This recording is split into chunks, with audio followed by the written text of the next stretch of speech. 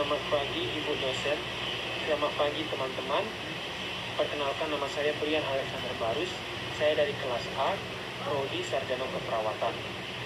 Pada kesempatan kali ini, saya akan menjelaskan sistem anatomi dan fisiologi sistem pencernaan.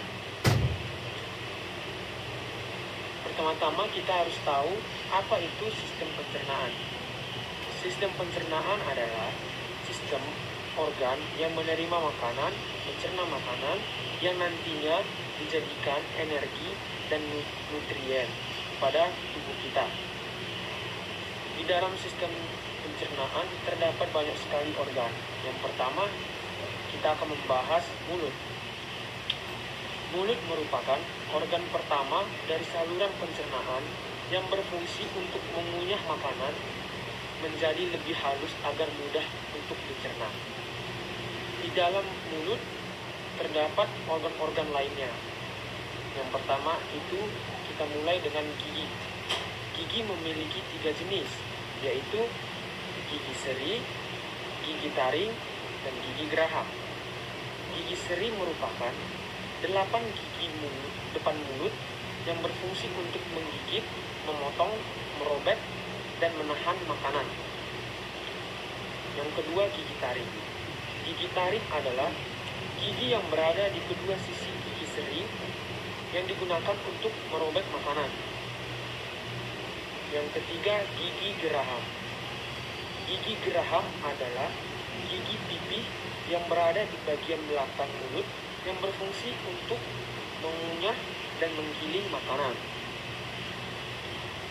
Setelah dari gigi, kita masuk ke dalam lidah. Lidah adalah salah satu kumpulan otot yang tidak terhubung dengan tulang pada kedua ujungnya.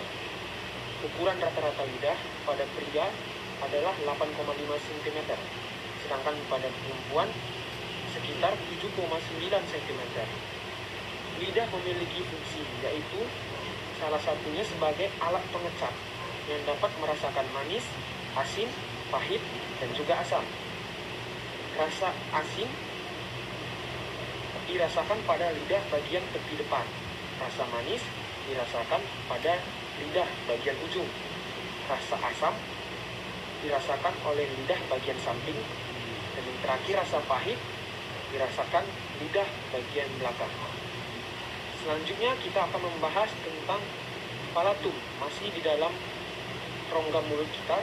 Palatum adalah langit-langit mulut yang berada di bawah atau di sebelah atas uvula platina yang berfungsi untuk memisahkan orofaring dari nasofaring selama menelan dan berbicara.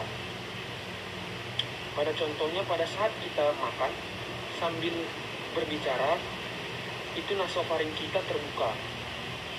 Jadi kita dianjurkan pada saat makan kita tidak boleh berbicara karena bisa terjadi resiko tersedak.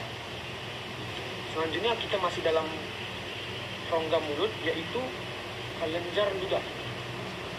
Kelenjar ludah memiliki fungsi yakni untuk memudahkan penelanan makanan. Dengan kata lain, kelenjar ludah ini bertugas membasahi dan melumasi makanan sehingga mudah ditelan.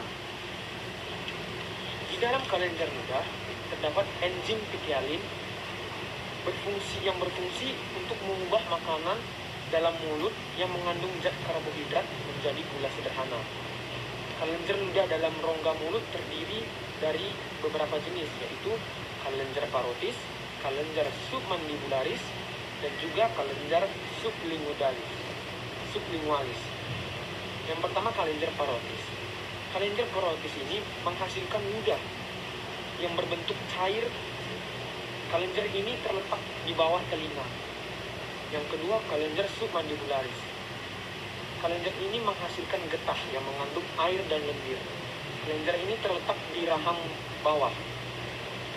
Selanjutnya, kelenjar sublingualis.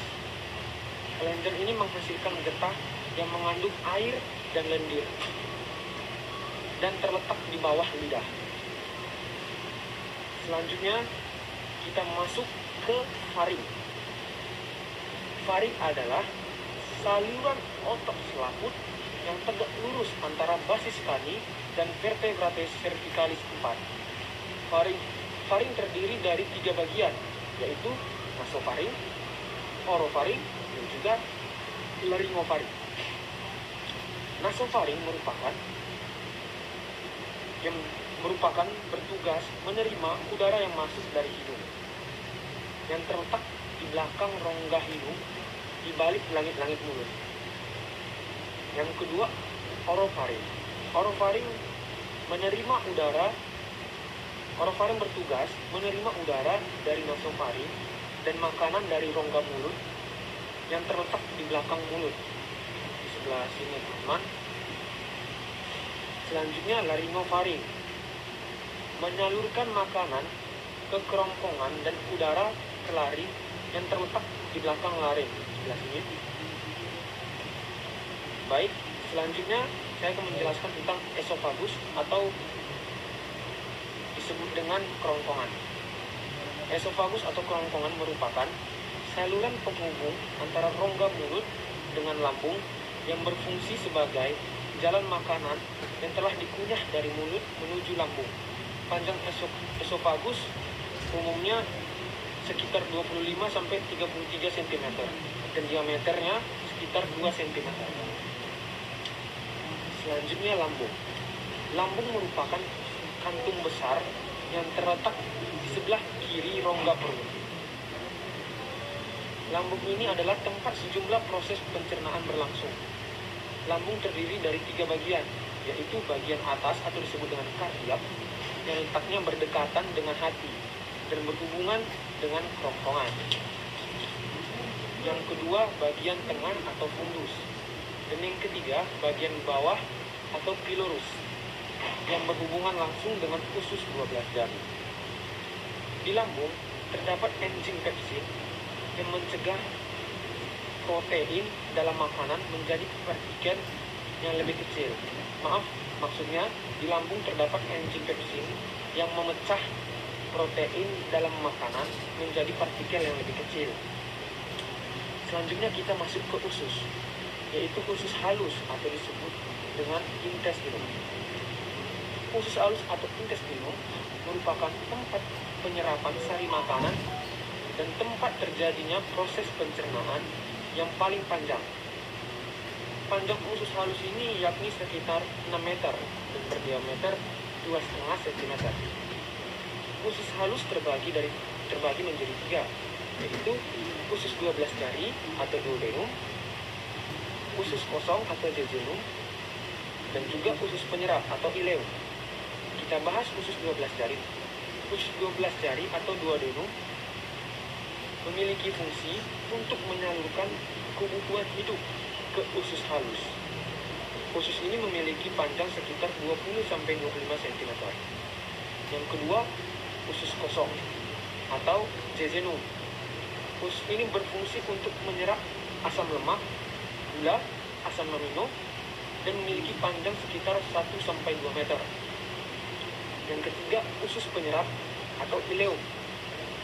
Usus penyerap atau ileum memiliki fungsi untuk menyerap zat-zat gizi yang belum terserap oleh duodenum dan jejunum. Panjang usus ini sekitar 3 meter. Selanjutnya kita masuk ke usus besar. Usus besar adalah bagian akhir atau ujung dari saluran pencernaan yang berfungsi untuk penyerapan cairan dan vitamin hingga memproduksi antibodi dan mencegah infeksi dalam tubuh. Usus besar memiliki panjang sekitar 1,5 meter dengan diameter 7,5 cm. Selanjutnya kita masuk ke rektum. Sebelah sini ya. Rektum merupakan bagian cauda atau anal dari intestinum crucium. Terletak retoperitoneal, memanjang mulai setinggi carpus vertebrae sacralis, yang memiliki fungsi untuk menerima dan menyimpan limbah dari kolon hingga tiba saatnya dikeluarkan oleh tubuh melalui anus. Selanjutnya kita masuk ke hati. Hati adalah organ serta kelenjar terbesar dalam tubuh manusia yang memiliki berat sekitar 1,6 kg pada orang dewasa. Hati terletak di sekitar rongga perut, yaitu ruang gang yang berada di antara dada, daerah panggul, dengan kata lain di bawah diafragma. Fungsi hati adalah membantu dalam sintesis berbagai zat penting seperti sintesis glukosa dari gliserol. Selanjutnya empedu atau gallbladder di sebelah sini ya teman, adalah organ yang berbentuk buah pir di mana empedu disimpan dan dikonsentrasi sebelum disekresi ke dalam usus 12 jari untuk digunakan dalam proses pencernaan. Fungsinya membantu penguraian lemak. Selanjutnya pankreas. Pankreas adalah salah satu organ yang terletak di belakang rongga perut dengan panjang sekitar 12 sampai 18 cm yang berfungsi sebagai organ yang memproduksi enzim untuk menghancurkan dan mencerna makanan di dalam perut. Baik, selanjutnya kita akan membahas anus. Anus merupakan saluran pendek pada ujung rektum.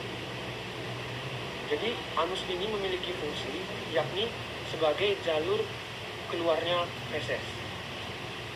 Baik, demikian presentasi dari sistem anatomi dan fisiologi sistem pencernaan saya. Lebih dan kurang saya mohon maaf. Semoga apa yang saya sampaikan bermanfaat di kemudian hari. Sekali lagi saya ucapkan terima kasih.